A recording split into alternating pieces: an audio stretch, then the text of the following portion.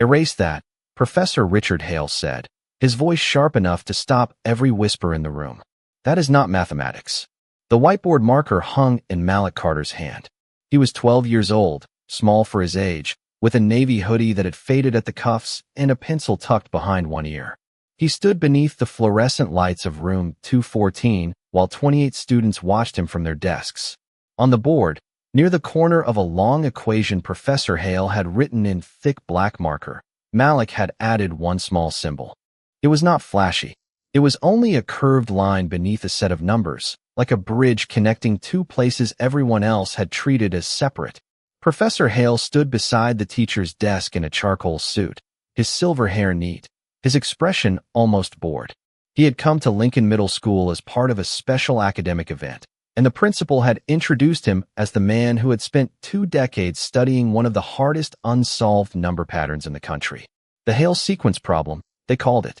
50 years of papers, 50 years of professors, graduate students, computer programs, and conference rooms full of people with more degrees than Malik could name. Malik looked at the symbol on the board. "I think the pattern starts one step earlier," he said quietly. A few students shifted in their chairs.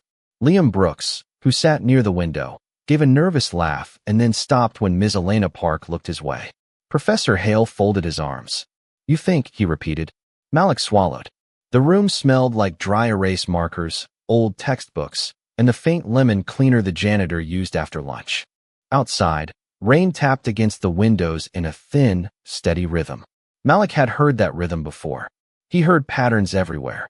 In the clicking of the radiator at home, in the washing machine that shook the kitchen floor when his mother ran a load after a night shift, in the way the bus brakes sighed twice before the doors opened.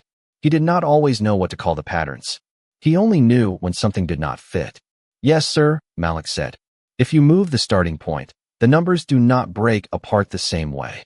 Professor Hale stepped closer to the board. He did not look at Malik's face. He looked only at the small curved line. "Young man, the best mathematicians in this country have worked on this for 50 years, he said. "You do not solve it because you noticed a shape." The words were not loud, but they landed heavily. Malik felt heat rise in his cheeks. He thought about the library book in his backpack, its cover held together with clear tape. He thought about the notebook under his bed, where he had copied rows of numbers onto the backs of grocery receipts because his mother said paper was paper if it helped him learn. He thought about her leaving before dawn in blue nursing scrubs, kissing the top of his head and saying, "Keep asking good questions, baby." Professor Hale held out his hand. "Erase it." Malik stared at the board for one more second. Then he picked up the eraser and wiped away the curved line. The marker dust smeared across his fingers. He returned to his desk without speaking. Miss Park watched him sit down, her face calm, but her eyes troubled. Professor Hale turned back to the class and continued explaining why the sequence had defeated experts for decades. But Malik was no longer listening to the words. He was listening to the ring. Tap, tap, pause. Tap, tap, pause. Beneath his desk, he opened his old notebook and wrote the symbol again, smaller this time, where no one could tell him to erase it. When the bell rang, the room emptied in a rush of backpacks, chair legs, and relieved voices. Malik stayed seated until the hallway noise faded. His notebook lay open beneath his hands, the page crowded with numbers written in careful pencil. The curved line Professor Hale had made him erase appeared again and again in the margins, each version slightly different. Ms. Park closed the classroom door and walked back toward him. She did not speak right away. She picked up the marker from the tray, looked at the board where the long sequence still stretched across the white surface, and then looked at Malik. "Do you want to tell me what you saw?" Malik kept his eyes on the notebook. "It is probably wrong." "That is not what I asked." He rubbed his thumb over the edge of the paper. Outside the window, the rain had slowed to a gray mist over the parking lot. "The numbers keep changing when you group them the way Professor Hale does," he said. "But if you start before the first jump, they repeat." Ms. Park pulled a chair beside his desk. "Show me." Malik hesitated. He had learned that adults sometimes asked questions only to prove they already knew the answer. But Ms. Park waited without rushing him. Finally, he turned the notebook toward her. The first pages were covered with homework, spelling words, and small drawings of bus routes. Then came the rows of numbers. Some were written on the backs of old grocery receipts taped into the notebook. Others filled the blank spaces around library due dates. I started seeing it last month, Malik said, when my mom was doing laundry. Ms. Park glanced at him. Laundry?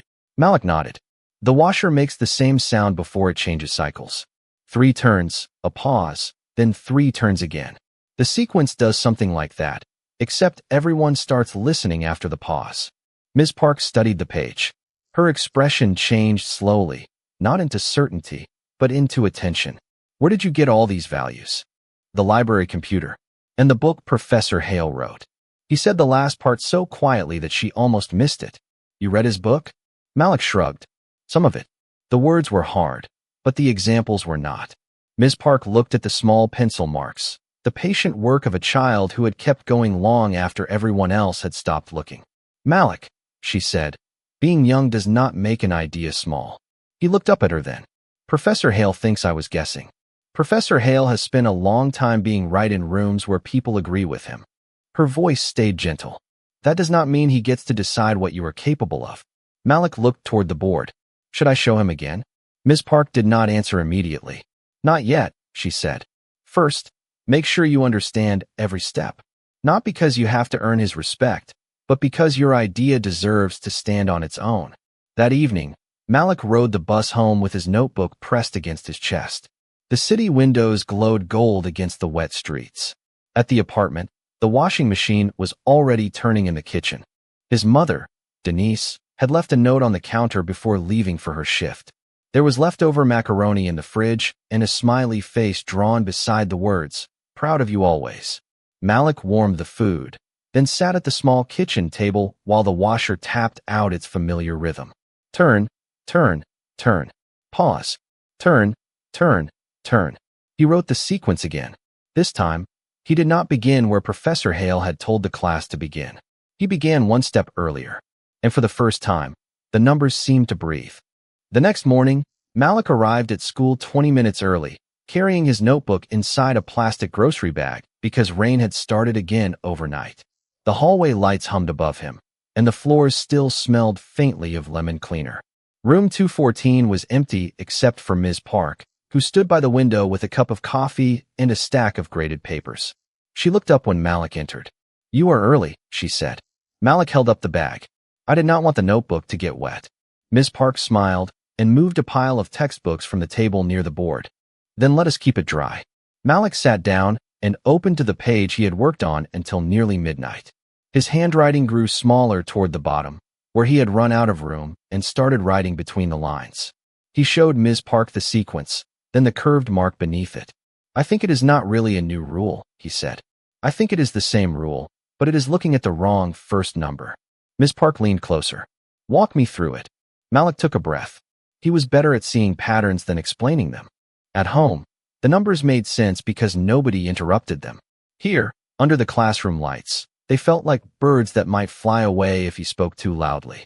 When the washer changes cycles, he began, it does not stop being the same machine.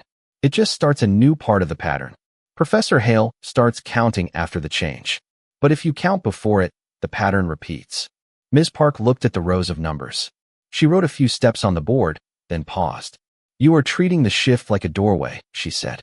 Malik nodded quickly. Yes. Everybody keeps looking at the room after the doorway. For several minutes, the only sounds were markers moving across the board and rain brushing against the glass. Ms. Park tested the idea with a few examples. The first one did not work. Malik's shoulders dropped. The second one almost worked, but one number landed in the wrong place. He pressed his lips together and stared at the page. Maybe Professor Hale was right, he whispered. Ms. Park set the marker down. One wrong example does not erase every good question. Malik looked up. She pointed to the board. What changed between the first example and the second? He studied the numbers again. Then he noticed it. Not the pattern itself, but the space before it. A missing step. He reached for the marker. It needs one more number, he said. The first number is not the beginning either. Ms. Park stepped aside. Malik wrote carefully, his hand shaking only a little. He added the missing value, then traced the curved line beneath the sequence. This time, the groups aligned. Not perfectly, not completely, but enough that Ms. Park stopped breathing for a second. Malik, she said softly. That is interesting. He looked at the board, afraid to smile. Interesting good? Interesting worth checking. Before he could answer, voices filled the hallway. Students were arriving. Liam came through the door first, saw the board, and slowed down. Are you still doing the impossible problem? He asked. Malik lowered the marker. I am trying. Liam looked at the rows of numbers, then at Malik. Professor Hale said nobody solved it. Malik placed the cap back on the marker. He said nobody solved it yet. Liam did not laugh this time. He pulled out his chair and sat down quietly. At the front of the room, Ms. Park erased only the examples that did not work. She left Malik's curved line untouched. Professor Hale returned to room 214 just before lunch, carrying a leather briefcase and the same calm expression he had worn the day before. The principal walked beside him, smiling too brightly as she introduced him to a small group of parents gathered near the door. A phone on a tripod stood at the back of the classroom, its red light glowing. The school district was streaming the special lesson for its academic channel, and students had been told to sit up straight and speak clearly if called on. Malik sat near the middle of the room with his notebook closed beneath his hands. He had not expected Professor Hale to come back so soon. He had not expected the camera. Ms. Park stood near the board, her posture steady, but when her eyes met Malik's, she gave him the smallest nod. Professor Hale placed his briefcase on the desk and looked at the sequence still written across the whiteboard. Malik's curved line remained beneath it. For one brief second, Hale's gaze paused there. Then he turned to the class. Yesterday, we discussed a problem that has resisted simple answers for decades, he said. Today, I want to talk about the difference between noticing a pattern and proving one. His words were smooth, practiced, and polite. Malik felt his stomach tighten anyway. Hale wrote 3 new lines of numbers beneath the old ones.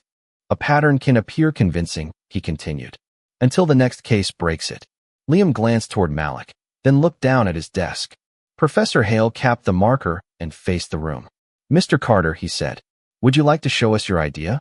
The classroom became very still. Malik could hear the air conditioner clicking above the windows. He looked at Ms. Park. She did not rescue him. She only nodded again.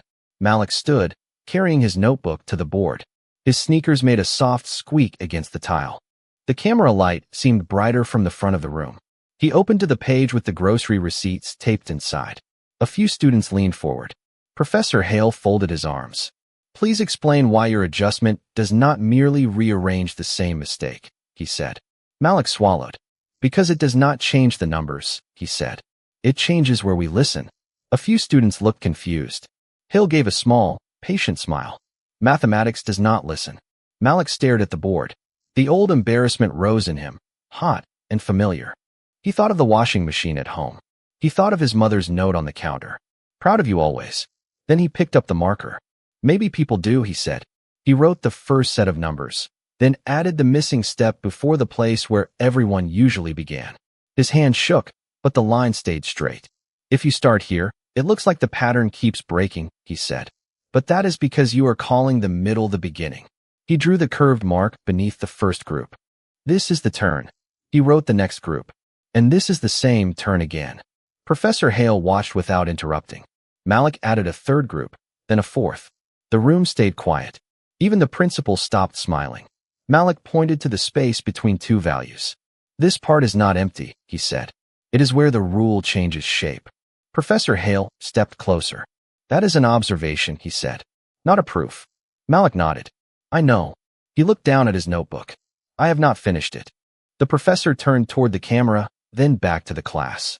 And that is why disciplined work matters, he said. A promising guess is not the same as an answer. Malik placed the marker down. The words stung, but he did not look away. Then I will keep working, he said. Ms. Park's face softened. Liam raised his hand slowly. Can he use the library computer after school? He asked. Professor Hale looked at him. For what purpose? Liam glanced at Malik. To test more examples. For the first time that day, Malik felt something in the room shift. Not victory. Not yet. Just space. Enough space for one more question, one more number, one more chance to prove that the line he had been told to erase had never really disappeared. After the live stream ended, the classroom emptied more slowly than usual. Students lingered by the door, talking in low voices about the numbers on the board and the way Professor Hale had looked at Malik when he drew the missing step. Malik packed his notebook carefully, sliding the loose grocery receipts back between the pages. He wanted to leave before anyone asked him whether he had solved anything. He had not. Not yet. Ms. Park stopped him near the door. The library computer lab is open until 5, she said. I spoke with the librarian. You and Liam can use the back table. Malik looked over at Liam, who was waiting beside the water fountain with his backpack hanging from one shoulder. He does not have to come, Malik said. Liam heard him anyway. I want to, he said. I am good at checking stuff. Malik almost smiled. Checking stuff is important. The library was quiet except for the soft click of keyboards and the wheels of a book cart rolling across the carpet. Rain pressed against the tall windows, turning the late afternoon light gray. Malik and Liam sat at a computer near the back, where an old printer hummed beside a shelf of science books. Ms. Park gave them a list of values Professor Hale had used in his research papers, then stepped away to help another student. Malik typed slowly, watching the rows fill the screen. Liam copied the same values into a spreadsheet and highlighted each place where the sequence seemed to turn. At first, nothing changed. The pattern broke in the same places it always had. Malik stared at the screen until the numbers blurred. Maybe I was just seeing what I wanted to see, he said. Liam shook his head. You saw something. Professor Hale saw it too. He said it was not proof. That does not mean it was nothing. Malik looked at him. Liam shrugged. My dad fixes air conditioners. He says when a machine makes a weird sound, you do not ignore it just because you do not know why yet. Malik turned back to the screen. He moved the first value one space to the left. Then another. The highlighted turns shifted with it. Liam leaned closer. Wait. Malik stopped typing. What? Liam pointed to the screen. The gaps are not random. Malik felt his heartbeat change. He wrote the gaps in his notebook, not as empty spaces, but as numbers of their own. 1, 3, 1, 3. Then 2, 4, 2, 4. He looked at the curved line he had drawn so many times. It was not a bridge between two groups. It was a signal that the groups were changing size. The turn is not after the pattern, Malik whispered.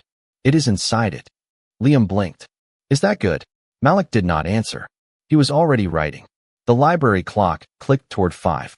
Ms. Park came over with her coat on and found both boys bent over the table, surrounded by scratch paper. Malik had drawn small dots in rows, then connected them with pencil lines. Show me, she said. Malik looked up, his eyes bright but uncertain. I think the missing step is not missing, he said. I think it is counting the spaces.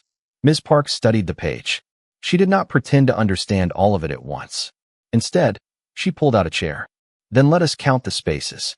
By the time Denise came home from her shift that night, Malik was asleep at the kitchen table with his cheek resting on his notebook. The washing machine turned softly behind him, filling the apartment with its familiar rhythm.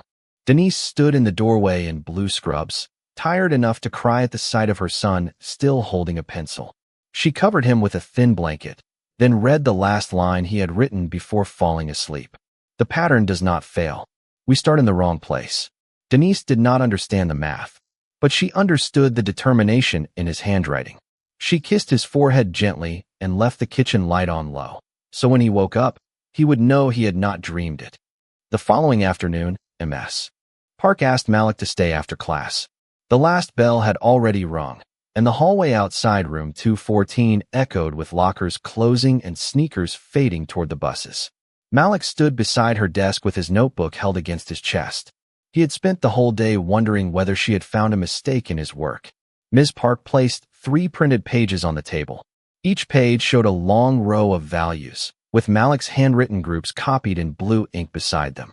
I sent your observation to a colleague at the university, she said. Malik's stomach tightened. Professor Hale? No, Ms. Park said. Someone who studies sequences but does not know you. Malik looked down at the pages. What did they say? Ms. Park leaned against the desk. They said the way you are counting the gaps is unusual. They also said it is worth testing much farther than we can test on the school computers. Malik's fingers pressed harder against the notebook. So it could still be wrong. Yes, she said. And it could be important. The two possibilities sat beside each other in the quiet room. Malik did not know which one scared him more. Outside, a yellow school bus pulled away from the curb, leaving a wet trail on the street. Ms. Park opened a drawer and took out a small flash drive. The university has offered us time on a larger system tomorrow evening. You, me, and Liam can join by video call from the library. Malik stared at the flash drive.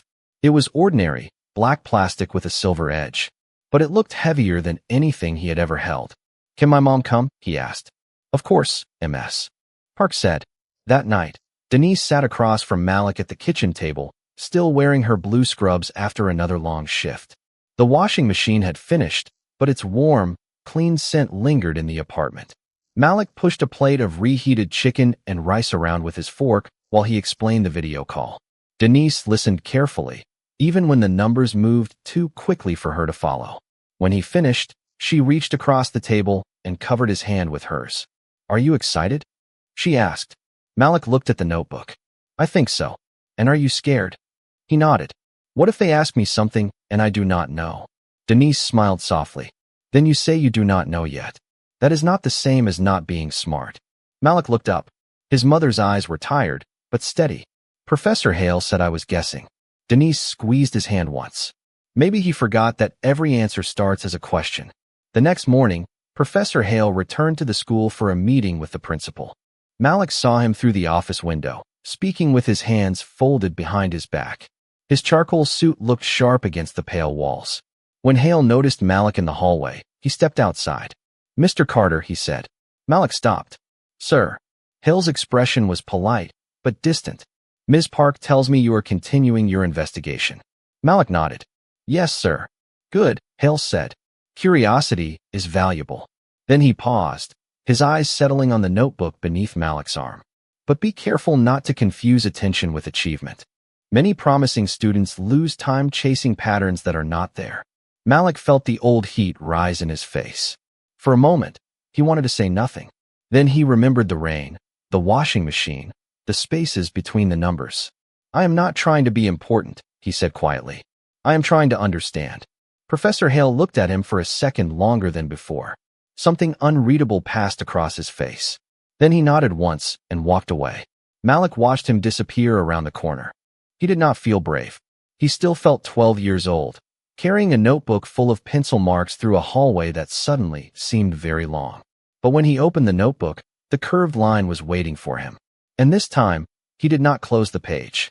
Thursday evening arrived with a hard gray sky and rain tapping steadily against the library windows.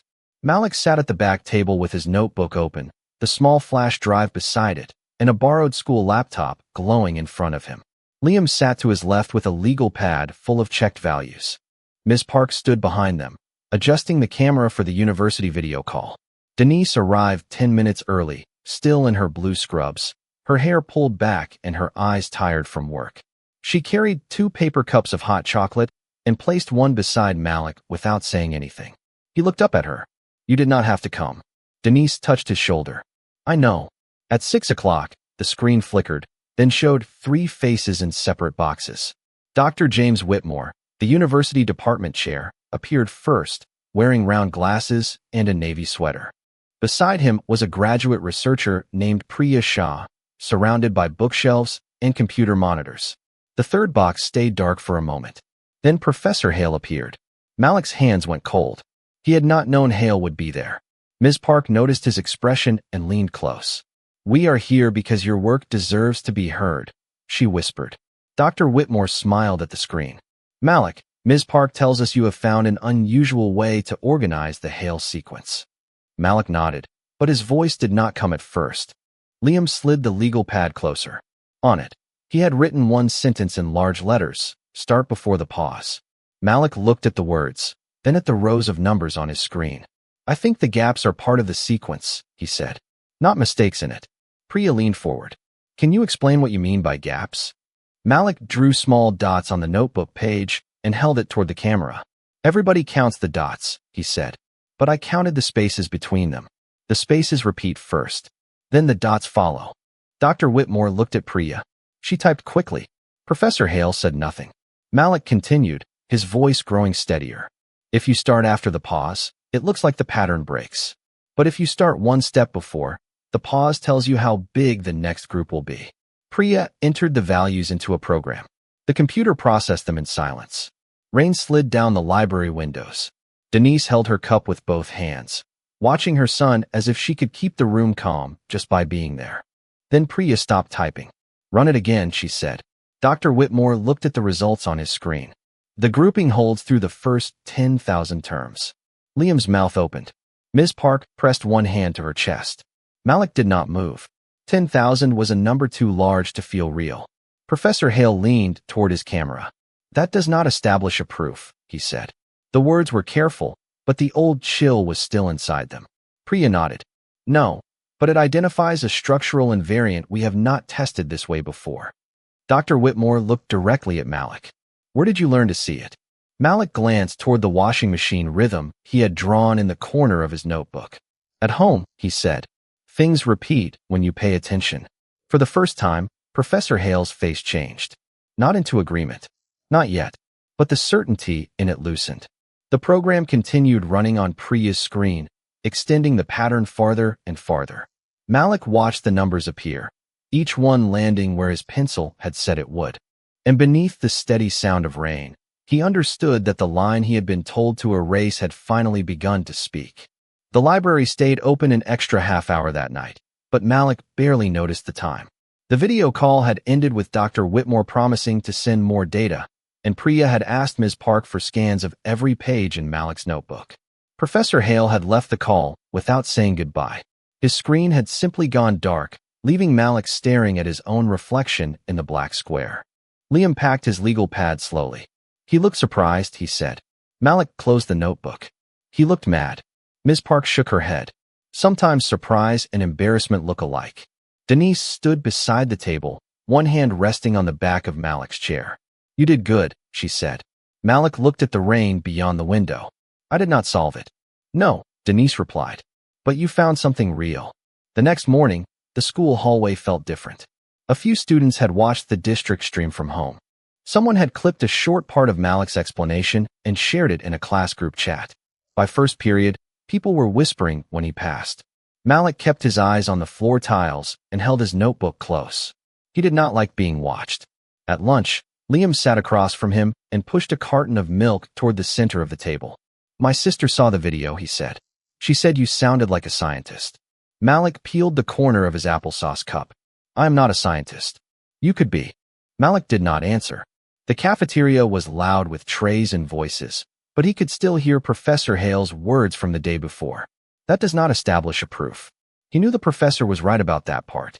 A pattern holding through 10,000 terms was not the same as knowing why it had to hold forever. That afternoon, Ms. Park called him to her desk after class. A sealed envelope lay beside her grade book. This came from the university, she said. Malik stared at it. Is it bad? Open it.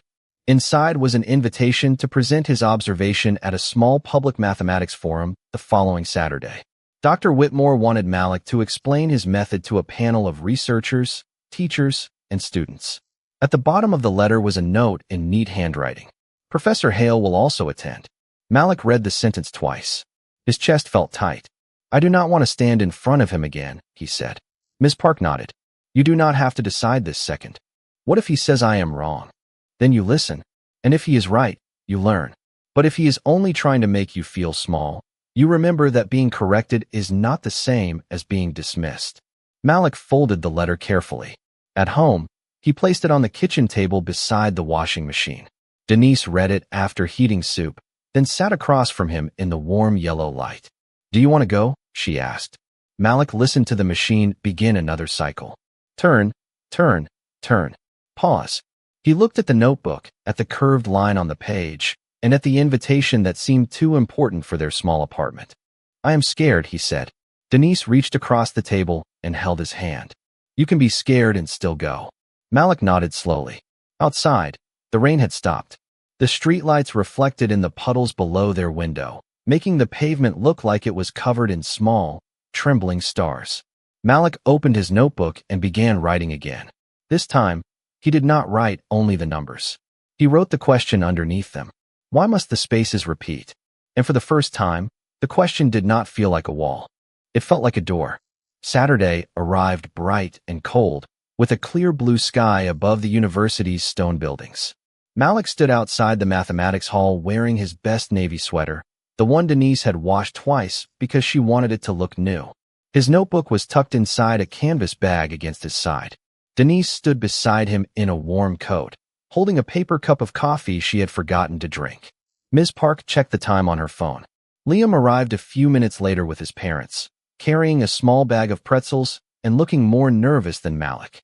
I practiced what I would say if someone asks me why I helped, Liam whispered. Malik looked at him. What would you say? Liam shrugged. That you were doing the hard part, and I was good at checking stuff. Malik smiled. Inside, the forum room was larger than any classroom he had ever seen. Rows of seats curved toward a wide whiteboard and a projection screen. Professors in sweaters and jackets spoke quietly near tables covered with name tags. Graduate students carried laptops and notebooks. Malik felt every eye before anyone even looked at him. He found his name on a small card near the front. Malik Carter, Lincoln Middle School. The letters seemed too neat, too official. Dr. Whitmore greeted him with a kind smile and showed him where to stand. You do not need to be perfect, he said. You only need to tell us what you noticed. Malik nodded, but his throat felt dry. Then the side door opened, and Professor Hale entered. He wore a dark suit, but no briefcase. His hair was combed neatly, and his face looked tired in a way Malik had not seen before. Hale glanced toward Malik, then away. He took a seat near the front beside two researchers. Malik's fingers tightened around the canvas bag. Denise noticed. Look at me, she said softly. He did. You are not here to win against anybody. You are here because you did the work. The forum began with Dr. Whitmore introducing the Hale sequence problem in simple terms. He spoke about decades of research, about patterns that appeared and vanished, about why the question mattered to people who loved numbers enough to keep chasing them. Then he called Malik's name. Malik walked to the board. His shoes sounded too loud against the floor. He placed his notebook on the table and opened to the page where the curved line had first appeared. For a moment, he could not speak. The room waited. Then he drew a row of dots. Everybody was counting these, he said. His voice came out small, but it reached the microphone. He drew spaces between the dots. But I started counting these too. A few heads tilted. Malik explained the washer at home, the pauses between cycles, and how a pause could be part of a rhythm instead of an interruption. He showed the groups growing and changing, not randomly, but according to the spaces that came before them. Priya sat near the screen, following along with the program open on her laptop.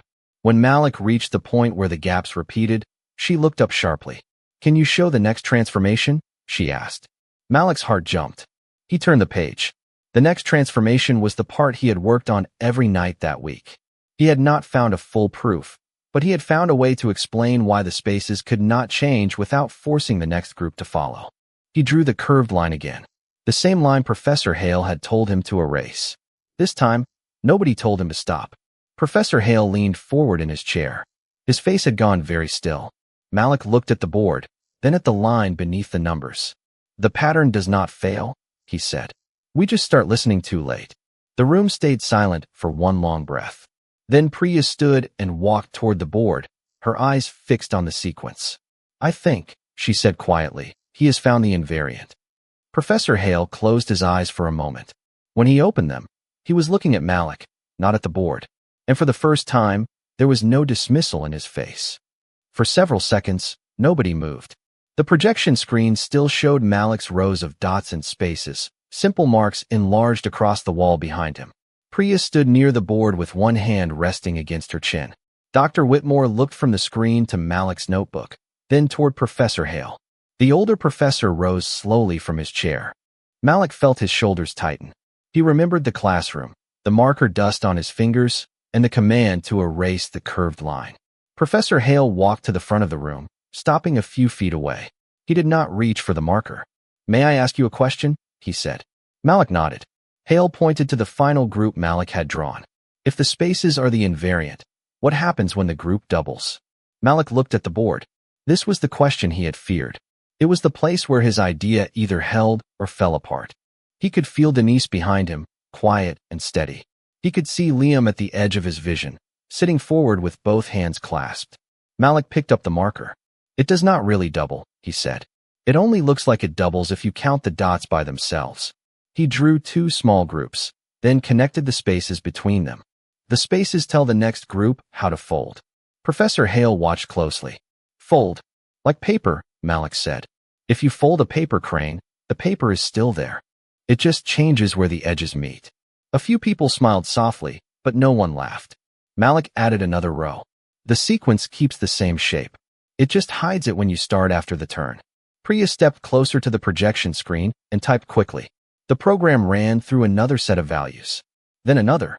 On the screen, the highlighted gaps aligned in a repeating structure. Dr. Whitmore let out a slow breath. That is not merely a pattern, he said. That is a mechanism. Professor Hale looked at the screen for a long time. Then a researcher beside him leaned close and spoke in a low voice. Malik could not hear every word, but he caught one phrase. You should frame this as an extension of your work. Professor Hale's face tightened. The room seemed to narrow around him. Malik stared at the board, pretending not to notice. He knew adults sometimes took credit without saying they were taking it. They used bigger words and cleaner papers, and people forgot who had first seen the thing. Professor Hale turned toward the audience. His voice was clear, but it did not sound as smooth as before. The question before us is whether this observation can be developed into a formal proof, he said. If it can, it may change how we approach the sequence. The researcher nodded. Your original framework gives it context. Professor Hale looked at Malik again. Malik waited. He did not know what he wanted the professor to say. Maybe nothing could make the first day disappear. Maybe nothing could put the erased line back exactly where it had been. Professor Hale took one breath. My framework did not reveal this, he said. The room went silent again. Malik Carter did. Priya stopped typing. Denise covered her mouth with one hand. Liam's eyes widened. Professor Hale continued, each word slower than the last. I dismissed him because I mistook age for inexperience and confidence for understanding. That was my failure, not his. Malik stood very still. The professor turned toward him fully. You saw what I had trained myself not to see.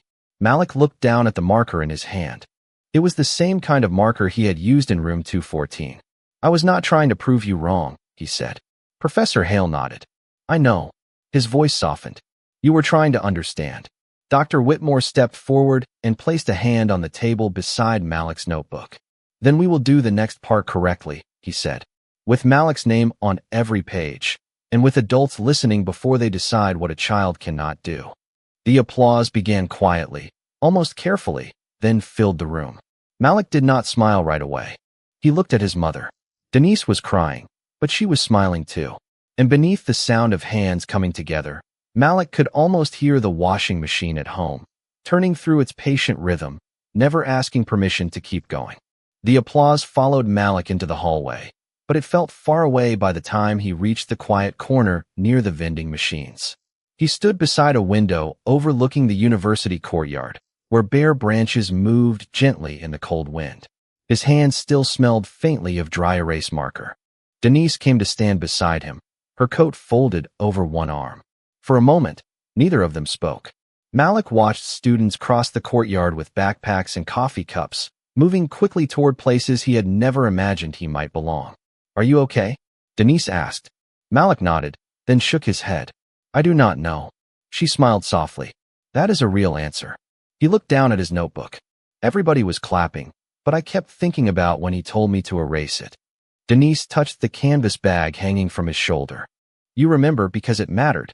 What if he only said sorry because everybody was watching? Denise did not rush to answer. Then time will tell us what he means. An apology is a beginning, not a finish. Malik thought about that.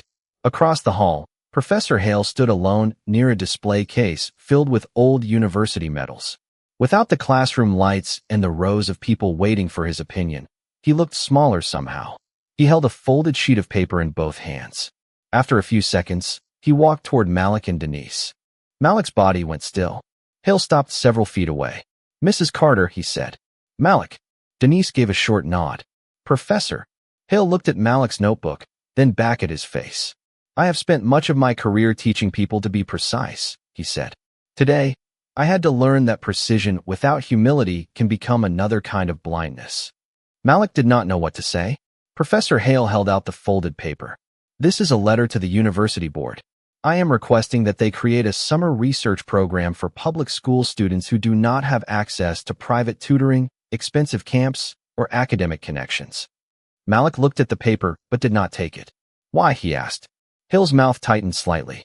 Because I was given doors that opened for me before I knew how to knock. And I treated your question like it did not deserve a room. Denise watched him carefully. A program is not the same as respect, she said. Professor Hale nodded. No, it is not. He looked at Malik again. Respect means you decide whether you want any part of this. Malik stared at the letter.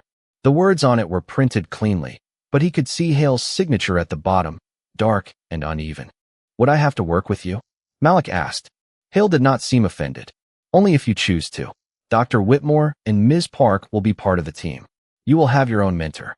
Your mother will receive every detail before you agree to anything. Malik looked at Denise. She did not tell him what to do. She only said, you get to choose. That was different from being told to erase something. That was different from being watched while someone else decided what his idea meant. Malik reached for the paper. I want to read it first, he said. Professor Hale gave a small nod. You should. Then he stepped back. Before he left, he paused near the window. For what it is worth, he said quietly, the sequence was not the only thing I failed to see. Malik watched him walk away. The hallway returned to its ordinary sounds, a vending machine humming, footsteps on tile, a door closing somewhere down the corridor. Denise slipped her hand into Malik's. What do you think? She asked. Malik folded the letter and placed it inside his notebook, behind the page with the curved line. I think, he said slowly, I want people to stop deciding what kids can do before they listen. Denise squeezed his hand. Outside, the wind moved through the branches again. Malik looked at the university buildings, the tall windows catching afternoon light, and felt something unfamiliar settle inside him. Not pride exactly. Not yet. More like room. Enough room for a question to grow. 3 weeks later, the auditorium at Lincoln Middle School smelled like floor wax, coffee, and the warm dust of old stage lights. Folding chairs filled the room, and families sat shoulder to shoulder beneath a banner that read Future Thinkers Night. Malik stood behind the curtain with Ms. Park, holding his notebook against his chest. He was not presenting a finished proof. Dr. Whitmore had been clear about that. The university team was still testing the structure Malik had found, and the work would take time. Tonight was about something else. It was about letting students see that questions could come from anywhere. Liam stood beside Malik in a clean button-down shirt, tapping his sneaker against the floor. There are a lot of people out there, he whispered. Malik nodded. I know. Do you want me to go first? Malik looked at his friend. You can talk about checking stuff. Liam smiled. I can do that. Denise sat in the front row wearing a navy dress she had borrowed from her sister. She had switched shifts twice to be there. When Malik peeked through the curtain, she saw him and lifted one hand in a small wave. Her face was tired, but her smile held steady. In the second row sat Professor Hale, without a suit jacket, wearing a simple gray sweater. He was not on the stage. He had not asked to speak. Beside him sat Dr. Whitmore and Priya, who had brought a stack of printed pages from the university lab. The principal stepped to the microphone and welcomed everyone. Then she introduced Malik as a student who had reminded their school that curiosity did not need permission. Malik felt his cheeks grow warm. He walked onto the stage, and the lights made it hard to see past the first few rows. He placed his notebook on a small table beside the microphone. For a second, he thought about the first day in room 214. He remembered the sound of the eraser against the board. He remembered wanting to disappear. Then he saw Ms. Park standing at the side of the stage, her hands folded, waiting. Malik took a breath. I used to think math was mostly about getting the right answer, he said. His voice trembled at first, but then it settled. Now I think it is also about noticing what people skip. He showed the audience a page of dots and spaces. He explained the washing machine rhythm, the pauses, and why he had started counting the parts nobody else counted. The younger students leaned forward. Parents looked at the screen where his simple drawings appeared larger than life. Liam joined him and explained how they checked the values together in the library. Malik did the hard thinking, Liam said. I just helped make sure the computer did not get confused. The room laughed gently. Malik smiled. Then Dr. Whitmore stepped to the microphone with Priya. He held up a page from the university lab. The work is continuing, he said. But Malik's insight has already changed the direction of our research. More importantly, it has shown us that talent is not always waiting in the places adults expect to find it. Professor Hale rose from his seat. Malik watched him walk to the stage, but this time there was no fear in the movement. Hale stopped at the microphone and looked toward the students in the audience. I once believed expertise meant having the loudest answer, he said. Malik reminded me that expertise also means knowing when to listen. He turned toward Malik. The new summer program will begin this June. It will be free. It will provide transportation, meals, materials, and mentors for students across the district. Applause filled the auditorium. Denise pressed both hands over her heart. Malik looked at the crowd, then at the notebook on the table. The curved line was still there, penciled in the margin. It had not changed. The room around it had. And as the applause continued, Malik understood that the best part was not that people were finally looking at him. It was that somewhere in the audience, another quiet kid might be holding a question they had been afraid to ask. That night, Malik sat at the kitchen table while the washing machine turned behind him, steady and low. The apartment was quiet except for the soft clink of a spoon against Denise's mug and the rain beginning again against the window. His notebook lay open beneath the yellow light, its pages fuller now than they had been 3 weeks earlier. There were numbers, dots, spaces, arrows, and the curved line that had started everything. At the top of a new page, Malik wrote the date. Then he wrote one question. What happens when the pattern changes twice? Denise stood at the stove warming soup, still wearing her hospital scrubs after a long shift. She looked over her shoulder. You are working again already?